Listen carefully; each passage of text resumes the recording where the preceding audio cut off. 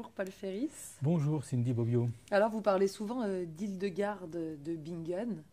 Bah, qui était-elle exactement? Alors c'est un personnage extraordinaire, c'est un personnage historique qui est né en 1098, donc en plein Moyen-Âge, dans le milieu du Moyen-Âge, à une période où il y avait les chevaliers, les croisades, les templiers, et elle a une importance considérable, elle a une importance politique, puisqu'elle communiquait, elle écrivait au pape qui lui répondait, à l'empereur d'Allemagne, à l'empereur, au roi de France, à des personnages qui avaient une importance très importante comme Bernard de Clairvaux. Donc elle a eu une importance politique, elle a eu une importance dans la liturgie, elle a eu une importance aussi parce qu'elle a écrit des visions qui sont des poèmes de toute beauté, et elle a écrit la très très belle musique qui est toujours jouée, il y a des disques d'Hildegarde de Bingen, et puis surtout, elle est connue et reconnue comme étant la première phytothérapeute.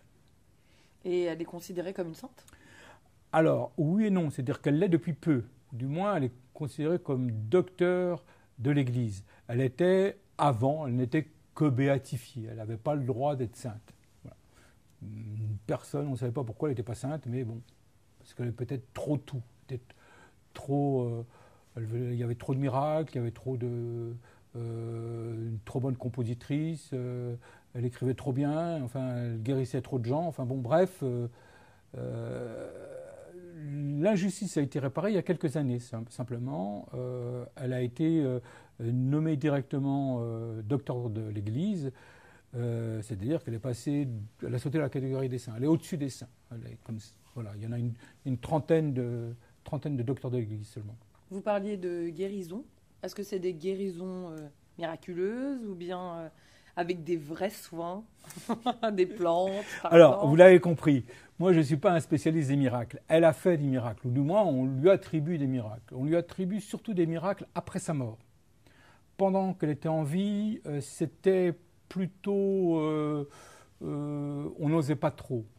Mais après sa mort, il y a eu beaucoup de miracles, beaucoup de guérisons spontanées, il y a eu des phénomènes météorologiques le jour de sa mort. Donc, voilà. Mais moi, je ne suis pas un spécialiste des miracles. Je suis spécialiste de la botanique et de la phytothérapie. Je peux parler de ce que je connais.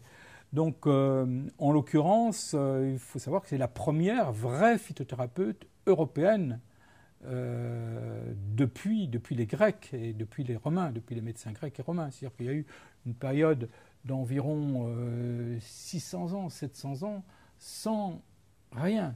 C'est-à-dire sans vrai écrit, on peut dire scientifique. C'est la première à avoir une approche scientifique de reconnaissance des plantes, de nomenclature et de écrire, tester les plantes et bien sûr en diffusant les livres, une première diffusion de son savoir. Donc c'est considérable. Et après, toute la science de la phytothérapie, même actuelle, même on peut même dire la science médicale repose en grande partie sur Hildegarde de Bingen. Donc on voit que c'est un personnage vraiment considérable et voilà, c'est mon personnage fétiche, on va dire. D'accord. Et votre livre sur Hildegarde fait partie des meilleures ventes Oui. sur le sujet. Pourtant, certains vous reprochent d'oublier la dimension mystique de la sainte. Oui, c'est-à-dire que bon, moi, mon travail est un travail journalistique. Je m'intéresse à l'histoire et à des faits.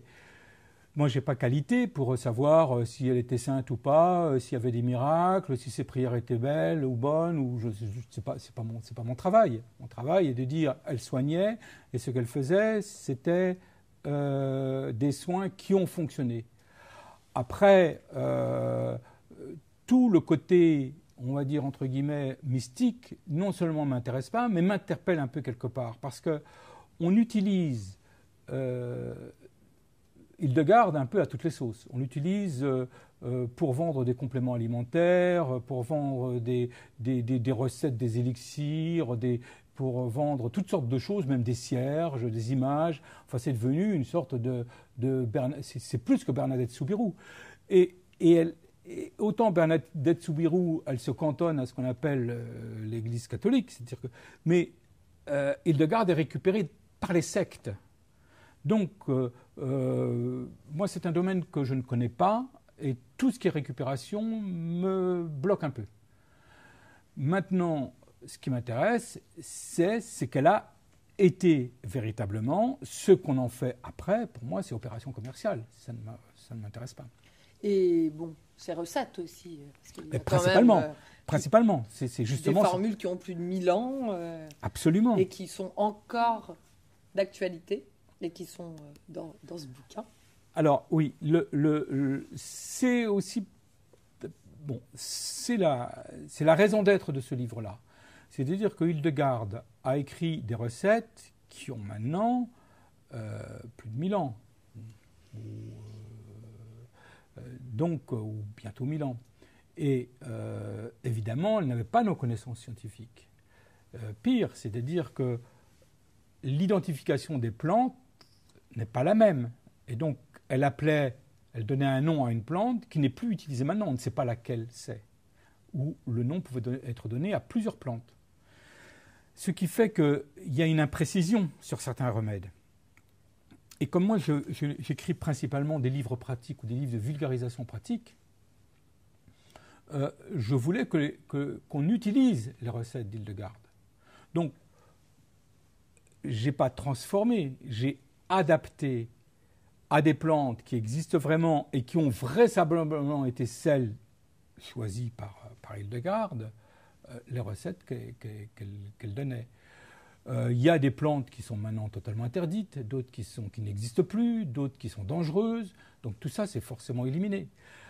Il y a par ailleurs des plantes qu'elle n'aimait pas, mais qui sont extraordinaires. Ça serait complètement ridicule de ne pas dire « oui, elle n'aimait pas cette plante, pourtant, sur ce point-là, elle avait tort ». Je ne vois pas pourquoi je ne pourrais pas dire, à côté des merveilleuses découvertes ou choses qu'elle a dites, je ne pourrais pas dire « mais attention, là, elle a peut-être dit une bêtise » ou « elle a oublié ça ». Voilà, c'est mon rôle de journaliste, absolument. Et puis, il y a aussi des pratiques qui ont changé. C'est-à-dire qu'aujourd'hui, on fait tout avec de l'eau. Les meilleurs remèdes se font avec de l'eau. C'est-à-dire, ce sont des tisanes. Or, l'eau, elle n'en veut pas. Elle n'en veut pas. Pourquoi ? Parce que l'eau était polluée. L'eau était très polluée dans les villages. Et on savait déjà que si on buvait de l'eau à même les mares ou à même les endroits où il y avait des déjections humaines ou animales, on risquait des maladies. Donc, on conseillait pour les recettes du vin. Aujourd'hui, conseiller des recettes de plantes avec du vin, c'est un peu aller à contresens de l'histoire. C'est-à-dire qu'on est plutôt en train de dire, attention, le vin, il faut y aller mollo.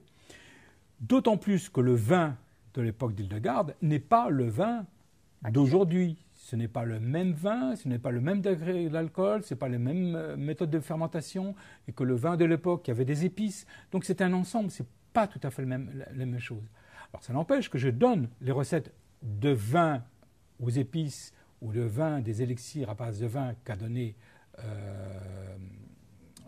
Hildegarde, mais je suis obligé de dire, attention, on est en 2019, on ne peut pas réaliser les recettes de l'an 1000 comme dans l'an 1000. Il faut réaliser les recettes de 2019 avec des ingrédients d'aujourd'hui et avec les connaissances d'aujourd'hui. Et là même en faisant ça, on s'aperçoit qu'Hildegarde a vraiment eu... alors est-ce que ce sont des visions ? Là on peut parler de miracle. Parce qu'un personnage comme Hildegarde ait existé, pour moi c'est un côté miraculeux. Donc s'il y a un miracle, c'est celui-là. C'est l'existence d'Hildegarde et c'est ce qu'elle nous a apporté. Très bien, merci beaucoup. Et donc, voilà, les remèdes de santé d'Hildegarde de Bingen aux éditions Marabout. Alors, je voudrais juste préciser que c'est une réédition. Le livre est paru dans les années 2000, et là, il y a une réédition complète, il y a une refonte complète, et il a été augmenté de plus de 30%, de près de la moitié. C'est-à-dire que j'ai ramené de nouvelles recettes, surtout des nouvelles recettes, et j'ai ramené aussi quelques anecdotes, mais aussi le contexte historique. Et aussi, j'ai précisé qu'aujourd'hui, elle est plus que sainte, alors que dans l'autre édition, je disais qu'elle n'était même pas sainte. Donc, Celui-ci Il est à au jour. goût du jour Il maintenant. est à jour. Merci beaucoup, Paul Ferris. Merci Cindy. À très Boulou. bientôt. À bientôt.